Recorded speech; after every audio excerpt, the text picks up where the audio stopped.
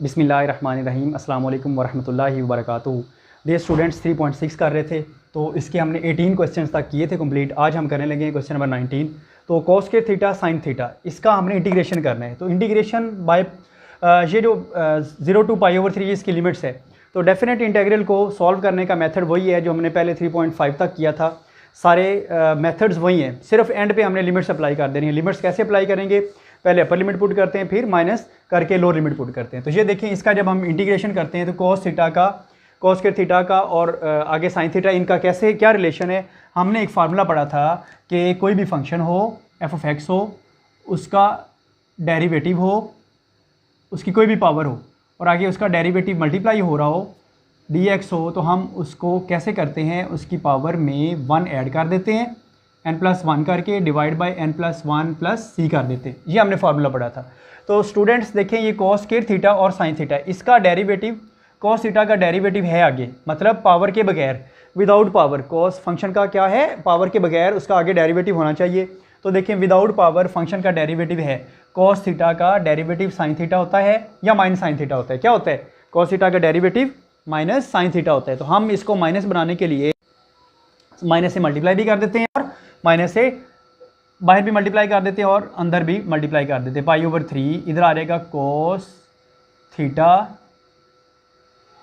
फिर आगे minus sine theta into d theta. तो ये हम क्या करेंगे, यहाँ पर इधर भी माइनस से मल्टीप्लाई कर देते हैं, इधर भी कर देते हैं। तो देखें, विदाउट पावर के बगैर कॉस थीटा का डेरिवेटिव माइनस साइन थीटा आगे, तो इसकी पावर में 1 ऐड कर देते हैं, उसी से हम डिवाइड कर देते हैं। तो बच्चों ये आ जाएगा माइनस कॉस थीटा है, कॉस थीटा की पावर कितनी हो जाएगी, फिर 3 आ जाएगी ना, 1 ऐड कर देंगे, नीचे भी 3 आ जाएगा और प्लस कांस्टेंट हमने ऐड नहीं करना, तो 0 to π/3 इसकी लिमिट लगा देंगे। नेक्स्ट, ये 3 डिवाइड हो रहा है, इसको कांस्टेंट नंबर है बाहर लिख देते हैं। बाकी क्या रह जाएगा फिर, कॉस थीटा और इसकी पावर कितनी है 3 और साथ है लिमिट 0 to π/3। तो बच्चों नेक्स्ट हम क्या करेंगे, इसको -1/3 एज इट इज़ आ जाएगा। तो इसको करेंगे, पहले कॉस की वैल्यू लगाएंगे π/3, फिर थीटा की वैल्यू, फिर 0 आ जाएगी माइनस करके। यह आ जाएगा कॉस π/3 का क्यूब माइनस कॉस 0 का क्यूब और उसके बाद -1/3।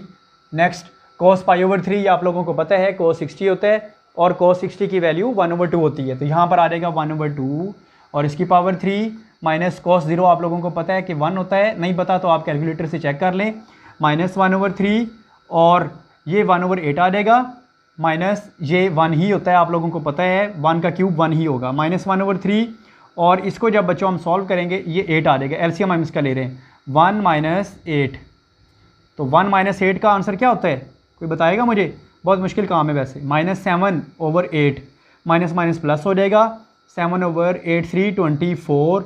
यही बच्चों इसका आंसर है। ये माइनस माइनस प्लस होकर 7/24 हो जाएगा। ठीक है बच्चों, जल्दी से नोट करें। क्वेश्चन नंबर 20 है, ये भी इंपॉर्टेंट है। हम इसको कैसे सॉल्व करेंगे, ये 1 है, 1 को tan स्क्वायर से भी मल्टीप्लाई कर देंगे, 1 को ये cos स्क्वायर थीटा को भी इससे मल्टीप्लाई कर देंगे।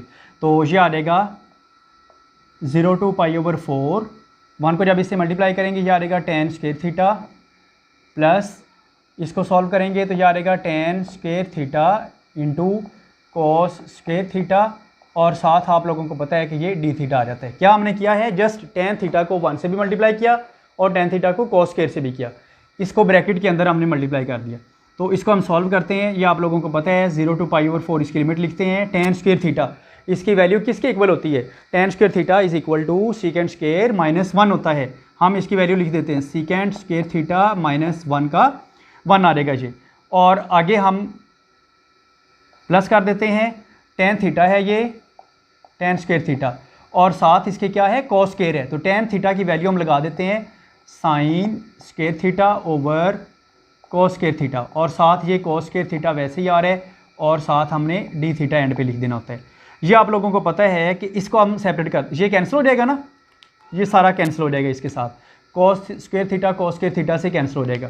बाकी हमारे पास अब 3 सेपरेट बन गए, एक बन जाएगा 0 to π/4 second square theta minus और साथ डी थीटा भी आता है माइनस ये 1 है 0 to π/4 1 into d theta plus ये साइन स्केयर आ जाएगा, साइन स्केयर ये आएगा साइन स्केयर थीटा 0 to π/4 इसकी लिमिट है और साथ डी थीटा आ जाएगा। यहाँ तक हमने इसको कर लिया। इसका भी इंटीग्रेशन हमें पता है, इसका भी पता है, उसका भी पता है, सबका इंटीग्रेशन हमें पता है।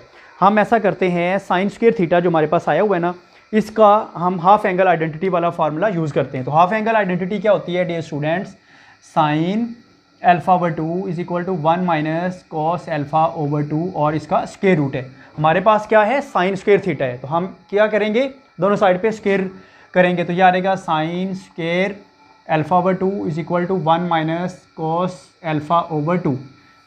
फिर अगेन देखें साइन स्क्वायर थीटा है, साइन स्क्वायर थीटा तो आ गया लेकिन एंगल हाफ है, डिवाइड बाई 2 है, हम दोनों साइड पे एंगल को 2 से मल्टीप्लाई कर देते हैं, तो इधर आ जाएगा sine square alpha is equal to 1 minus cos 2α/2।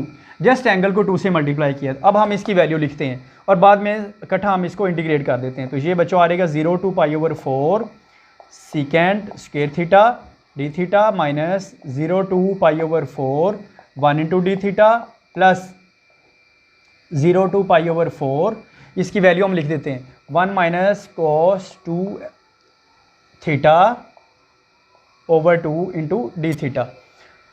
और अब हम फिर इसको सेपरेट करते थे, यह आ जाएगा 0 to π/4 secant square theta d theta minus 0 to π/4 1 into d theta plus ये 1/2 है इसके साथ, तो हम इसको लिख देते हैं 1/2 0 to π/4 1 इंटू डी थीटा, फिर माइनस ये 2 क्योंकि दोनों के साथ है, ये आप लोगों को समझ लग गई है अगर आप लोगों ने पहले क्वेश्चंस की प्रैक्टिस की होगी। तो 1/2 0 to π/4 है और ये आ जाएगा cos 2 थीटा डी थीटा।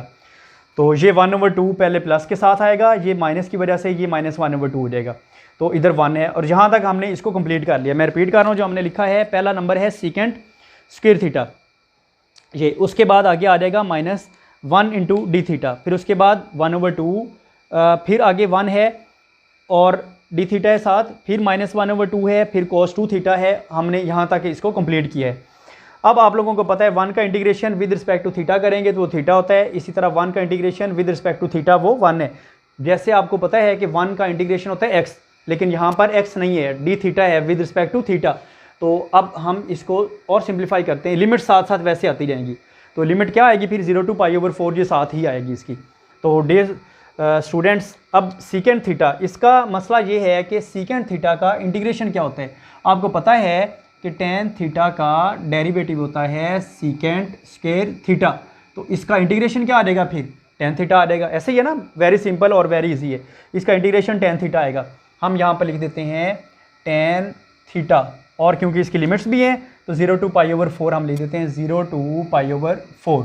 फिर उसके बाद माइनस है और 1 है, तो 1 की वजह से क्या आ जाएगा इसका इंटीग्रेशन 1 का थीटा आ जाता है, तो यह आ जाएगा थीटा और 0 to π/4 इसकी लिमिट है। फिर आगे प्लस 1/2 है, आप भी प्लस 1/2 लिख दें, और 1 का इंटीग्रेशन होता है थीटा, तो थीटा का लिमिट भी लगा देंगे 0 to π/4। उसके बाद माइनस 1/2 है, आप भी इसको माइनस 1/2 लिख दें। क्लियर है ना, आप लोगों को समझ लग रही है। ये सिंपल था इसलिए आप लोगों को समझ भी लग। आगे क्या है cos 2 थीटा। आपको पता है cos थीटा का डेरिवेटिव माइनस साइन थीटा और cos थीटा का इंटीग्रेशन होता है प्लस साइन थीटा, तो ये आ जाएगा sine theta over 2 sine 2 theta over 2, और इसकी भी लिमिट 0 to π/4। हर एक की हमने लिमिट अप्लाई कर दी है। लेकिन यहाँ पर बच्चों आप लोगों को पता होना चाहिए कि c हमने ऐड नहीं करना कांस्टेंट, और क्यों नहीं करना ये मैंने बार बार आपको बताया हुआ है। नेक्स्ट हम अप्लाई करेंगे इस पे लिमिट्स। फर्स्ट आ जाएगा टेन π/4 माइनस टेन 0, फिर माइनस थीटा है, पहले अपर लिमिट पुट करेंगे माइनस लोअर लिमिट पुट करेंगे, फिर प्लस 1/2 है, थीटा पहले upper limit π/4 minus lower limit 0 minus 1 ये 2 × 2 4 आ जाएगा, और इस पे हमने अप्लाई करनी है लिमिट्स। ये आ जाएगा साइन 2 थीटा की वैल्यू π/4, फिर माइनस साइन 2 और थीटा की वैल्यू 0। यहाँ तक हमने इसको कंप्लीट किए। इधर तक कोई मसला नहीं होगा, आप लोगों को समझ लग गई होगी। ये वेरी सिंपल है और वेरी इजी है। नेक्स्ट हम करते हैं टेन π/4। टेन π/4 की वैल्यू क्या होती है 1 होती है। यहाँ पर हम लिख देते हैं 1 माइनस टेन ज़ीरो का आंसर ज़ीरो होता है, माइनस π/4 है ये, माइनस ज़ीरो करेंगे तो वो वही नंबर होगा, प्लस इसको मल्टीप्लाई करेंगे तो π/4 टू 8 आ जाएगा, ये ज़ीरो है, फिर माइनस 1/4 यहाँ पर आ जाएगा साइन, ये 2 इससे कैंसिल हो जाएगा, π/2 माइनस साइन, इसको ज़ीरो से मल्टीप्लाई करेंगे तो साइन ज़ीरो हो जाता है, और आपको पता है कि साइन ज़ीरो की वैल्यू ज़ीरो ही होती है। ये आ जाएगा 1 माइनस π/4 प्लस π/8, उसके बाद माइनस 1/4, साइन π/4 1 होता है, माइनस साइन ज़ीरो की वैल्यू ज़ीरो होती है। नेक्स्ट बच्चों 1 minus π/4 plus π/8 minus 1/4, minus minus plus हो जाएगा, और ज़ीरो को इससे मल्टीप्लाई करेंगे तो कोई ज़रूरत नहीं है मल्टीप्लाई करने की, तो यही हमारे पास वैल्यू आ जाएगी। तो उसके बाद हम करते हैं इसका एलसीएम लेते हैं। तो एलसीएम क्या होगा, एलसीएम 8 आता है ना, आप इसका एलसीएम 8 ले लें जल्दी से, 8 इसका एलसीएम आ जाएगा, 8 माइनस 2 पाई प्लस पाई, और उसके बाद माइनस 2 आता है, ये आपको क्लियर हो गया होगा। तो 8 में से 2 माइनस करें, क्या बच्चों आंसर आता है, 8 में से 2 माइनस करें, जल्दी से बताएं, 6 आता है ना, 6 आ जाएगा, और माइनस पाई आ जाएगा, 6 माइनस पाई, 8 माइनस 2 6 है, माइनस पाई है, और ये प्लस पाई है, minus 2 pi plus pi minus pi आ जाएगा ओवर 8, यही इसका आंसर है। ठीक है बच्चों, क्लियर है, आप लोगों को समझ लग रही है ना, चलें ठीक है जी। तो बच्चों ये क्वेश्चन नंबर 21 है, ये इंपॉर्टेंट पार्ट है, और इसको सिंप्लीफाई करने के लिए, इसको सॉल्व करने के लिए आप ऐसा करें, न्यूमिनेटर को और डिनोमिनेटर को cos थीटा से डिवाइड कर दें, dividing by cos theta with numerator and denominator, denominator और न्यूमिनेटर दोनों को आपने cos थीटा से डिवाइड कर देने। जब डिवाइड करेंगे 0/π/4 ये, तो इसका लिमिट तो एज इट इज़ आता ही जाएगा, secant theta over cos theta, इसी तरह इसको भी आपने करना है sin theta plus cos theta over cos theta, और साथ d थीटा तो आना ही है। तो इस cos थीटा को इस cos थीटा से डिवाइड नहीं करना, अगर डिवाइड करेंगे फिर तो वही बन जाएगा, हमने तो खुद डिवाइड किया ताकि हम इसको सिंप्लीफाई कर सकें, रिक्वायर्ड आंसर ला सकें। तो ये क्या आ जाएगा, 0/π/4 सीकेंड थीटा है, और ये नीचे cos है, जब हम इसको ऊपर मल्टीप्लाई करेंगे तो ये 1/cos क्या होता है, सीकेंड थीटा हो जाता है, ओवर साइन ओवर cos कर देते हैं, इनको सेपरेट कर देते हैं, sign theta over cos theta plus cos theta over cos theta, और साथ d थीटा भी है। ये मैं रिपीट कर रहा हूँ, साइन थीटा को cos थीटा से डिवाइड किया, फिर दोबारा cos को cos से डिवाइड कर दिया, और जहाँ पर सीकेंट ओवर cos आ तो इसको हमने ऊपर शिफ्ट कर दिया, cos को ऊपर लेके जब जाएंगे तो ये सीकेंट बन जाएगा। तो बच्चों ये आ जाएगा हमारे पास 0/π/4, ऊपर आ जाएगा सीकेंट और secant square theta over sine over cos क्या होता है, tan थीटा होता है, पता है ना आप लोगों को, प्लस cos ओवर cos क्या होता है, 1 होता है, और साथ d थीटा आ जाएगा। अब आपको पता है कि नीचे वाले फंक्शन के ऊपर डेरिवेटिव बन रहा है, पता है ना कि 1 का डेरिवेटिव तो होता है 0, tan थीटा का डेरिवेटिव होता है सीकेंट स्क्वायर थीटा, तो ये देखें 1 प्लस tan थीटा का ऊपर डेरिवेटिव बन रहा है, सीकेंट स्क्वायर थीटा आ रहे हैं। तो हम क्या करेंगे, इसको नीचे वाले फंक्शन के जब ऊपर डेरिवेटिव होता है तो हम फंक्शन का लॉग ले लेते हैं, तो ये आ जाएगा log of 1 plus tan theta, या tan थीटा प्लस 1 जैसे मर्जी लिख दें, 1 प्लस tan थीटा, और क्योंकि इसकी लिमिट भी है 0/π/4 हम इसकी लिमिट लगा देंगे 0/π/4, ये इसकी लिमिट लगा दी। मैं रिपीट कर रहा हूँ, 1 का डेरिवेटिव 0 होता है, tan थीटा का डेरिवेटिव सीकेंट स्क्वायर थीटा होता है, इस फंक्शन का ऊपर डेरिवेटिव है, जब नीचे वाले फंक्शन का ऊपर डेरिवेटिव होता है तो ऊपर वाला फंक्शन खत्म हो जाता है और नीचे वाले फंक्शन का लॉग ले लेते हैं। अब हम पहले अपर लिमिट पुट करते हैं, फिर माइनस लोअर लिमिट पुट करेंगे। अपर लिमिट पुट करते हैं तो यह आ जाएगा log of 1 plus tan pi की वैल्यू, थीटा की value π/4, minus lower limit 1 plus tan pi की वैल्यू 0, पहले अपर लिमिट पुट कर दी, फिर माइनस करके लोअर लिमिट पुट कर दिए, तो यह आ जाएगा लॉग ऑफ 1 प्लस tan क्या होता है, tan π/4 1 होता है, minus log of 1 plus tan 0 की वैल्यू 0 होती है, तो ये आ जाएगा log of 2 minus log of 1। ये आप लोगों को पता होना चाहिए कि log ऑफ 1 की जो वैल्यू होती है, log of 1 will be equal to 0, तो ये 0 हो जाती है, तो बाकी फिर क्या रह जाएगा, log of 2 minus 0 will be equal to log of 2, और यही इसका आंसर है। सिंपल था और वेरी सिंपल था। स्टार्ट हमने क्या करना है, divide by cos theta denominator numerator से, और आगे फिर सिंप्लीफाई इसको कर देंगे। तो बच्चों ये भी इंपॉर्टेंट पार्ट है। अब आप देखिए मोड को ख़त्म करते हैं तो क्या आता है, फिर प्लस माइनस आता है ना, -1 to 5 plus minus x minus 3 और dx है। अब हम ऐसा करेंगे क्योंकि पॉजिटिव भी आ गया और नेगेटिव भी आ गया। अब हम लिमिट्स को ब्रेक करते हैं। लिमिट को ब्रेक करने का मेथड मैंने आपको बताया था 3.6 का फर्स्ट लेक्चर है, उसमें लिमिट को ब्रेक किया था हमने। A to B लिमिट थी ना, तो A to C कर दिया और फिर C से B कर दिए। तो C क्या है, वो बिटवीन A एंड B है। तो इसी तरह क्योंकि हमारे पास ये नंबर 3 है ना इसमें, तो आप भी लिमिट को ब्रेक कर दें, -1 से 3 कर दें और फिर 3 से 5 कर दें। तो इस तरह की एक एग्जांपल भी है, एग्जांपल नंबर 4 है आपकी टेक्स्ट बुक पेज नंबर 159 पे, उसको भी आपने लाजमी कर लेना है, वो भी इंपॉर्टेंट है। -1 से 3 कर देंगे और नेगेटिव वाली पहले लिख देंगे वैल्यू, और उसके बाद प्लस करके 3 to 5 कर देते हैं और साथ आ जाएगा x - 3 और dx आ गया। नेगेटिव वाली वैल्यू -1 से 3, फिर 3 से 5, ये हमने लिमिट को ब्रेक कर दी है। तो लिमिट्स को ब्रेक करने का फ़ायदा ये होगा कि हमारे पास क्वेश्चन ज़रा जल्दी सॉल्व हो जाएगा। तो ये देखें कैसे, ये माइनस है ना कांस्टेंट नंबर, इसको बाहर लिख देते हैं। बाकी फिर क्या रह जाएगा, x है ना, तो x का इंटीग्रेशन क्या होता है, x²/2 -3 है, तो 3 का आपको पता ही है। चले हम इसको ऐसा करते हैं, थोड़ा सा और सॉल्व कर लेते हैं। माइनस शुरू में लिख देते हैं, -1 से 3 x × dx, फिर माइनस और माइनस प्लस हो जाएगा, 3 और dx आ जाएगा, फिर प्लस इसको भी हम करते हैं, x है साथ dx है, -3 × dx। लिमिट्स क्या आती हैं, -1 से 3, ये भी -1 से 3, ये 3 से 5 है और ये भी 3 से 5 है।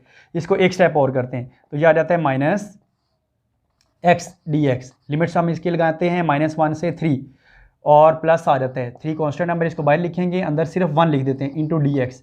इसकी भी लिमिट -1 से 3 और dx भी आ गया, प्लस इसको करते हैं 3 से 5 x × dx, -3 कांस्टेंट नंबर बाहर लिखेंगे, 1 × dx आ जाएगा, 3 to 5 आ जाएगा। तो ये भी सिंपल है, इसमें कोई इतना मुश्किल काम नहीं है, वैल्यूज़ ही हैं। x का इंटीग्रेशन x²/2, 1 का इंटीग्रेशन x का इंटीग्रेशन x²/2, 1 का इंटीग्रेशन x। तो इसको हम इससे कैंसिल नहीं कर सकते, कि कर सकते हैं, आप लोगों को पता है कि हो सकता है या नहीं कैंसिल हो सकता, ये नहीं हो सकता। देखिए ना, ये +3 है, ये -3 है, तो क्यों नहीं हो सकता बच्चों, इसकी लिमिट 3 से 5 है, इसकी लिमिट -1 से 3 है, तो इसलिए हम इसको ब्रेक नहीं कर सकते, इसको कैंसिल नहीं कर सकते। अब आप इसका लिखेंगे, ये आ जाएगा बाहर माइनस है और इधर क्या आ जाएगा फिर x²/2 और इसकी लिमिट आ जाएगी -1 से 3, फिर उसके बाद +3 है और 1 की आ जाएगी इंटीग्रेशन x, -1 से 3 आ जाएगा, फिर उसके बाद प्लस x²/2 और इसकी लिमिट आ जाएगी 3 से 5 आ जाएगी। फिर उसके बाद हमारे पास नेक्स्ट नंबर -3 है और 1 आगे है, 1 की इंटीग्रेशन x और इसकी भी लिमिट -3 से ये +3 से 5 आ जाएगा। तो यहाँ तक कोई मसला नहीं है, आप लोगों को क्लियर है, वेरी सिंपल है और ये वेरी इजी है। अब हम ऐसा करते हैं, -1/2 बाहर लिख देते हैं। ये क्यों हमने लिखा है, क्योंकि कांस्टेंट नंबर है, इस पर तो लिमिट अप्लाई नहीं होती।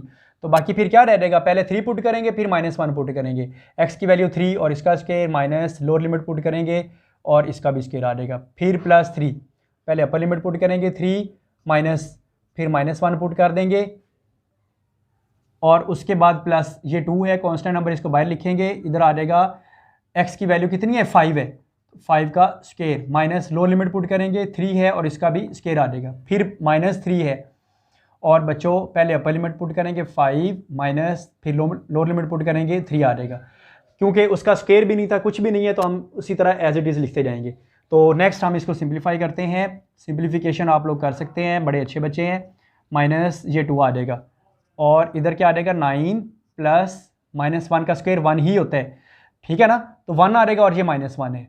उसके बाद +3, फिर 3 + 1, फिर +1/2, ये आ जाएगा 25 - 9, फिर -3, 5 - 3 होता है 2। तो इसको और सिंप्लीफाई करते हैं, -1/2। आप लोगों को समझ लग रही है बच्चों, क्या नहीं लग रही समझ? सिंपल है ना, इसलिए समझ लगनी चाहिए। इसका हमने ये जो नंबर था ना -1/2, ये बाहर आता रहा है, यहाँ पर भी इधर भी ये, और 9 - 1 करेंगे तो 8 + 3 + 1 करेंगे तो 4 + 1/2। इसको सॉल्व करें ज़रा, कितना आता है जल्दी से मुझे बताएं। 6 आ जाएगा और इधर आई थिंक 1 आ जाएगा, ठीक है बच्चों, 16 -3 to 6 आ जाते हैं। अब आप देखें, इसको कैंसिल करेंगे, 4 + 12 + 8 - 6। अब आप लोग मुझे बताएं इसका आंसर क्या आता है। देखिए 8 - 6 करते हैं तो आंसर आता है 2, ऐसे ही है ना, और ये 2 है, 2 -4 करते हैं तो आंसर -2 आता है, 10 -2 करेंगे तो आंसर 12 -2 करेंगे तो आंसर 10 आ जाएगा। तो यही इसका आंसर है बच्चों। क्लियर है?